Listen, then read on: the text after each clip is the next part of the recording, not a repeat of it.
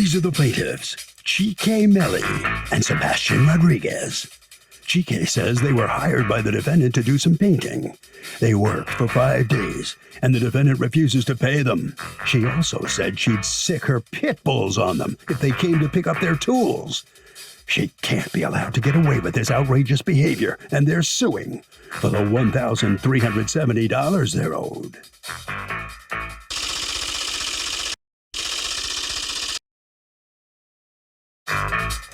This is the defendant, Lisa Cremone. She says the plaintiffs were the sloppiest painters she's ever seen, and they got paint everywhere it wasn't supposed to be. Her fiancé is an opera singer, and they even got paint on her $2,000 gown they got from the Metropolitan Opera House. Bottom line, she refuses to pay them a penny. She is accused of painting painters into a corner.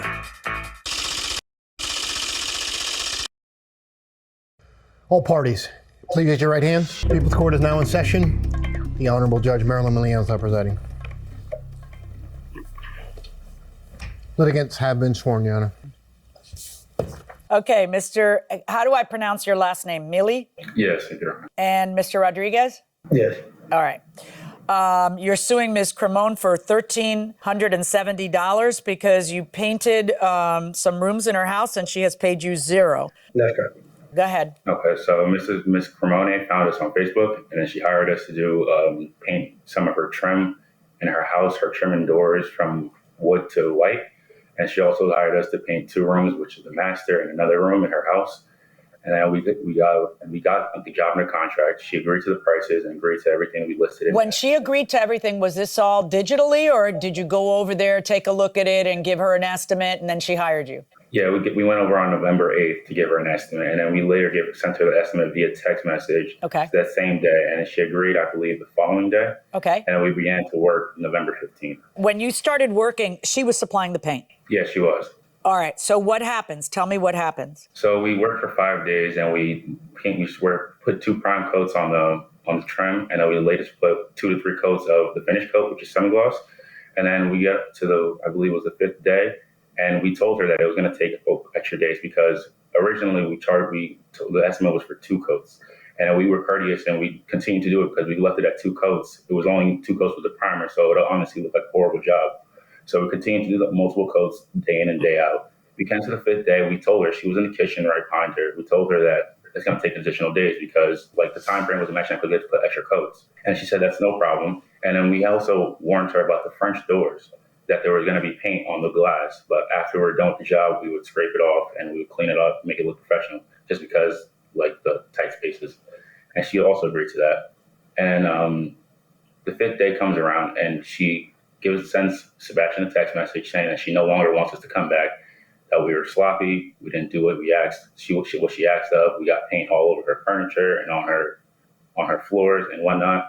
Well, did you get paint all over her furniture and her floors? No, we didn't. She showed we later on, when that same day she texted us, we later went to her house to see if we can look at what she says we messed up, like the floors and whatnot.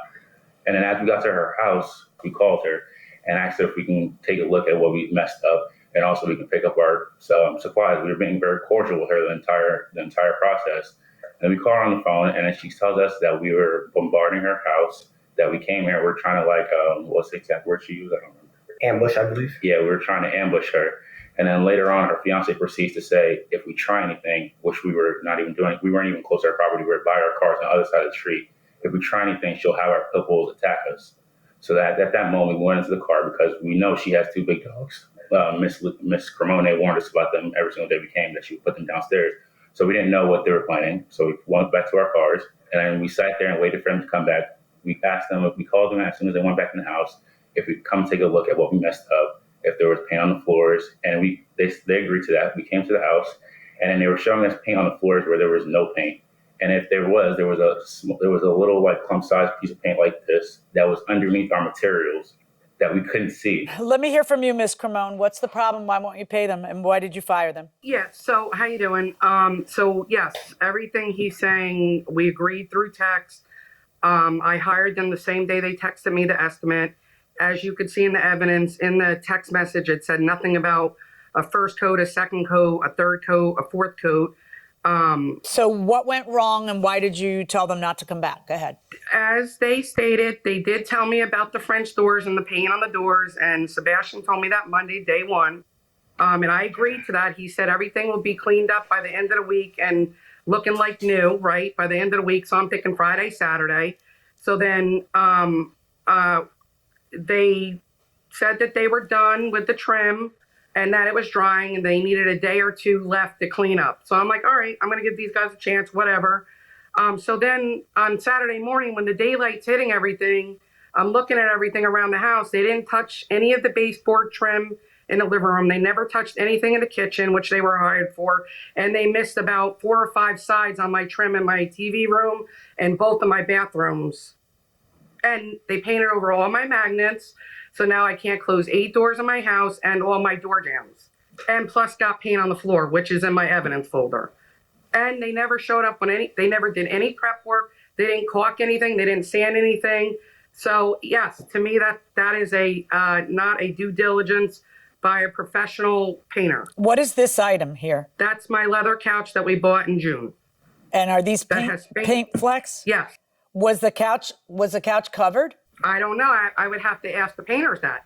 They showed Did you up ever with walk drop down? cloth. I'm asking you whether you saw that it was covered or not. Did you ever go down there and check the job that these 2 young men were doing? When They I look left them in 12. How old are you gentlemen? We're 18. 18. All right. And so did you ever go down there and check the job they were doing or anything? Or did you just stay away for a week? No, I was downstairs working, and I would come up at lunch, ask them if they needed anything. They needed me to do Is that a anything. yes They or a needed me no move to it. whether you checked the job during the week? That's what I'm asking you. Did you ever? No, I checked it at the end of the week. So you didn't even know if they had covered your stuff that you left in the room? No, I did not know that. Wouldn't you want to know such a thing? Yes. Yes. Like, in other words, if But someone was painting in my house, I'd be making sure that there's tarps covering my things. I'll tell you the one thing I would really be careful about. It's what you call a $2,000 gown. Tell me about the gown. The gown was on the couch when I put everything on the couch because they were painting the trim, right? They weren't painting the walls in those rooms. And then when my fiance had brought it to my attention that they painted over the gown, then that's when I said I got to call them and tell them that, this is unacceptable. Okay, so this is the paint that got on the gown, right? Can I ask you why you have a $2,000 gown hanging around 2 18-year-old boys who you have hired to paint in the room where they're painting? Why don't you just put the gown in the closet? Why is it in that room? Just so you know, I don't know they're 18, right? They never disclosed. I'm sorry, how old did you think they were? Because they don't look 18. They look 12. No, how old did you think like they were? kids. Right. So how old did In you the think you were? early Because I 20s. think you thought you were getting this on the cheap, and then we all know we get what we pay for. No offense, gentlemen. You're not painters by trade, correct? You're college students who are painting to make a buck. correct. Right, exactly. So, which is fine. Believe me, I do not knock that, okay? Because both my husband and my work husband, my executive producer, were both college painters. All right? So they both made money in college at 18 painting, and they learned the trade, and they did a good job. I agree with you. There's paint everywhere. This is not the great job that my husband or my executive producer would have done. But I am fascinated by the idea of you keeping a $2,000 gown. Why would you keep any gown that's important to you in a room that painters are painting in? I trusted them. I gave them a chance to do the job. It's not my fault for doing it. It's their fault. Right? No, I'm not blaming them. I'll take full responsibility. Oh, are for that, you? but Because it they're- doesn't sound like you are. All right. So they're how did an paint get on this LLC. dress, They're a painting gentlemen? Do you company. have any idea? The day that she came and we spoke to her about the French doors. We also told her that after we paint the doors, we leave them open because both sides may be wet and anything she has in her closets could get damaged because of that. So in the front closet, she had another closet in her house where she fully emptied it.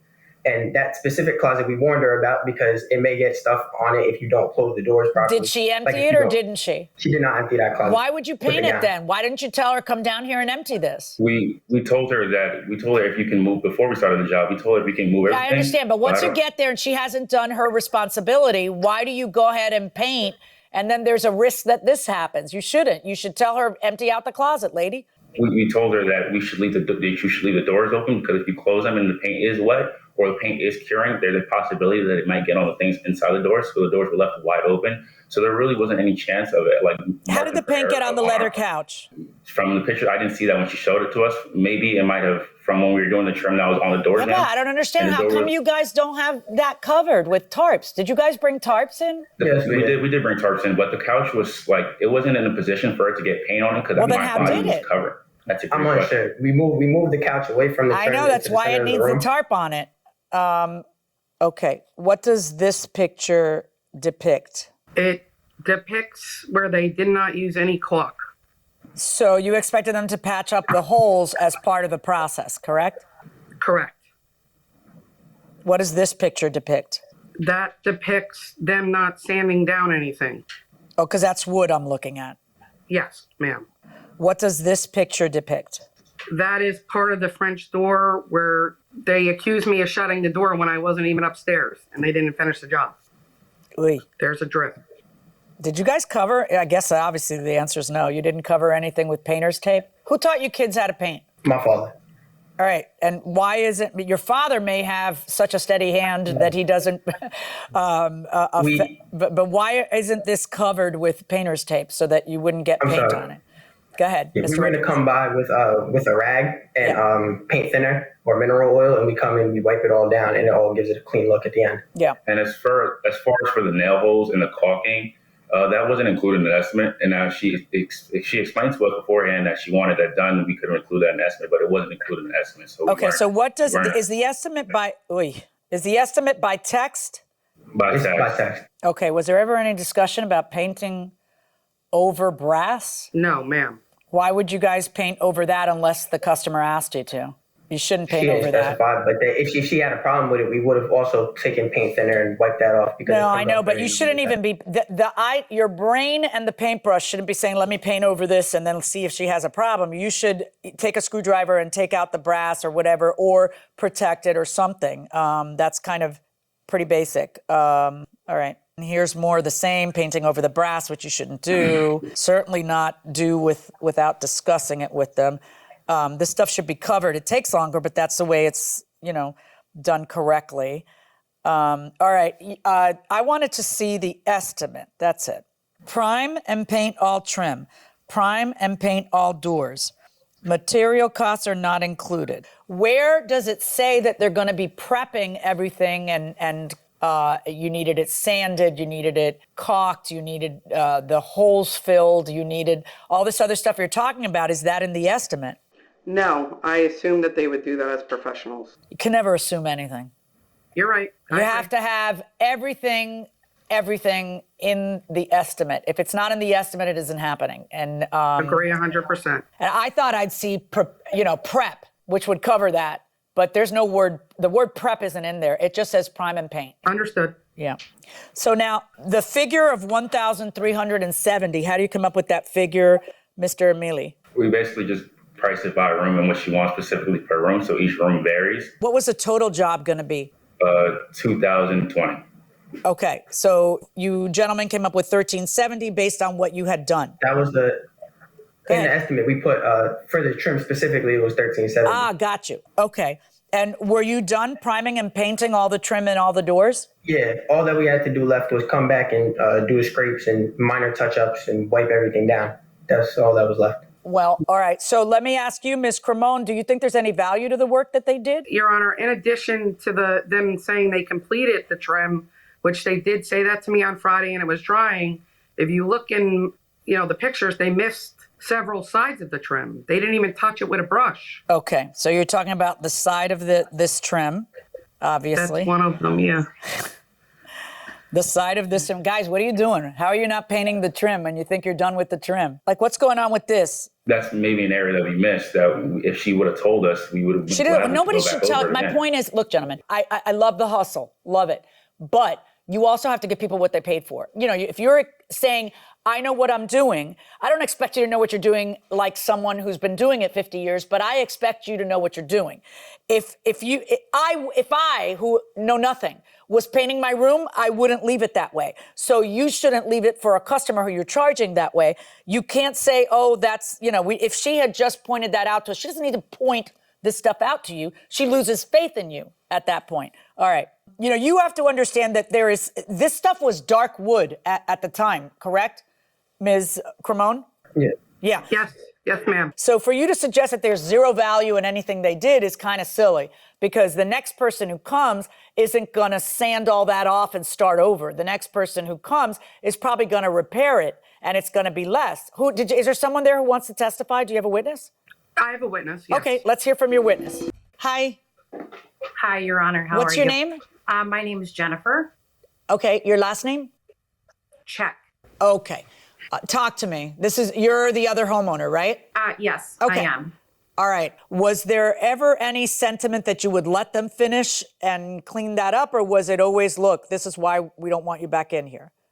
We did attempt to speak to them, yes, and we would have been willing to work something out. But when they came that Saturday, it was a Saturday that they came. We were not home when they called us. We were out at the store, and they refused to leave the property before we even got into a discussion. So already our backs were up against a wall with them, but we did come home and we did let them in because we thought, you know what, we should show them what they've done that we're unhappy with, give them the opportunity to speak to us. So we did. And what were they saying? They were saying, oh, well, we just didn't get to that. Oh, we just didn't get to that. And I said to them, but no, I said, you finished the trim. That's Why not did you think they finishing finished the trim? Because they told us that they finished the trim.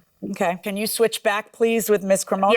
Yes, ma'am. Based on what I'm seeing, gentlemen, there are a lot of problems. So I do believe that there is a value in covering up dark wood. That takes a lot of strokes. I am going to order you to pay the plaintiffs some money. It's not going to be the amount that they're asking for. And I'm taking into account the damage, you know, in terms of that you have to now clean up all this stuff. I'm also taking into account the idea that they weren't allowed to come back there and clean up. And the bottom line is we call this a little rough justice, and I'm ordering the defendant to pay the plaintiffs $500 for their efforts. That's my verdict. So the plaintiffs, the two young painters, are going to get $500 for their work. They had been suing for $1,370. Ms. Cremone, how do you feel about that? I feel fine with it. I think it's fair. They were very sloppy. And, you know, and towards the end, when we brought them into the house, we felt like they were argumentative and they didn't want to make do on anything. And yeah, they did spend 5 days here, but, you know, not $1,400 worth of work. So. All right. Well, good enough. All right. You got to give them $500 and we'll call it quits with that. Let me talk to the painters. The gentleman, you know, I'm intrigued by one thing. You sued this individual who had hired you. Most 18-year-olds don't know anything about filing a lawsuit. Where did you come up with the idea that you should sue? Who guided you to that? My mother works for the state of New Jersey, so she informed us on how we should proceed. Ah, that's where it comes from. Well, let me ask you, have you learned anything from this? We have a few things to learn, but I don't think it's to the degree that they stated. So we don't agree with the verdict that they only ordered to pay $500 because we worked for 5 hard days. So, I mean, it is what it is, but honestly, I don't agree with that verdict at all. All right. Well, I'm not surprised you're not happy, but listen, $500 is better than nothing. It could have ended up that way for you. So, Doug, this is a good example where you make a contract with somebody and they screw up and you get some value from it, but you don't get all the value. You have to redo some of the work. In that case, what the judge can do is parse it and say, this was done properly, and it's worth X amount. In this case, we're talking around $500 for the unpaid work. And then you're not going to get the full $1,750 because you messed up. Who is responsible for a retaining wall built on an easement? The answer to this question is like the answer to so many legal questions. It depends. Okay. So, I mean, first of all, the typical rule is that the owner of the land is responsible for maintaining, clearing brush, maybe keeping a road maintained or whatever it might be where the easement is. And that's could be unfortunate because it could be very expensive. So in this situation, you might have to permit a repair to a retaining wall. You might have to design the build of the new retaining wall. You might have to hire an engineer to set out the parameters of the new retaining wall, and you're certainly going to have to pay for construction. So this could be a really expensive proposition for one party or the other, whether it's the beneficial person who's benefiting from the easement or the person who actually owns that land. We have a neighbor who owns some property next to a home we have in North Carolina, Right. who hates his brother. Right. And the brothers owned property next to each other. Right. And when Dad died, the brother who had the easement was no longer allowed to go, and there was a whole big legal mess in court Right. because The only all of a way sudden he could now access his he'd have to land. helicopter out of his house. You Right. know? Yeah, the only access was through that easement, and his Right. brother was Now, sometimes the easement will say, like, okay, wait, so if I have property and you have property and I want an easement on your property, I might pay you to get that easement. So I'm going to pay you a bunch of money, and I have the benefit of the easement from now on, and everybody who buys either of our lands is subject to the easement. Now, you may have put in the language for that easement that if the retaining wall goes, you know, we share the Right. cost, or you cease having the easement. So the bottom line is, it depends on what's in the document.